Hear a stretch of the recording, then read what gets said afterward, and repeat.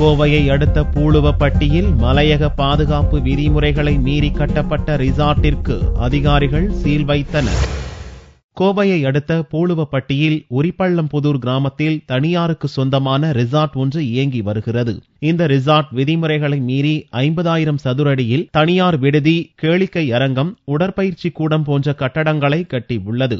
இது குறித்து அறிந்த உள்ளூர் திட்டக்குழும அதிகாரிகள் ரிசார்ட் பகுதிக்கு வந்து விதிமுறைகளை மீறி அனுமதியின்றி கட்டப்பட்ட கட்டடங்களுக்கு சீல் வைத்தனர். கோவை உள்ளூர் திட்ட குழும பகுதியில் பூளுவப்பட்டி பேரூராட்சியில் இந்த கட்டடம் அமைஞ்சிருக்கு.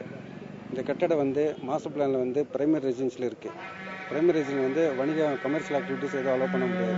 அப்படி பண்ணணுன்னா அரசில் அரசாணை பெற்று தான் கன்வெர்ஷனாக மாற்றணும். பிரைமரி ரெசிடென்ஸ் கமர்ஷியலாக மாற்றணும்.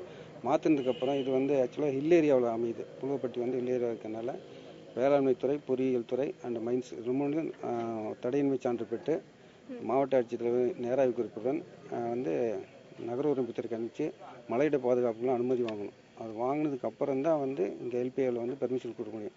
அது மாதிரி எந்த இதுவுமே பண்ணாதனால இந்த கட்டடம் சீல் வச்சிருக்கோம். இந்த ரிசார்ட் சென்னையைச் சேர்ந்த தொழிலதிபருக்கு சொந்தமானது என கூறப்படுகிறது.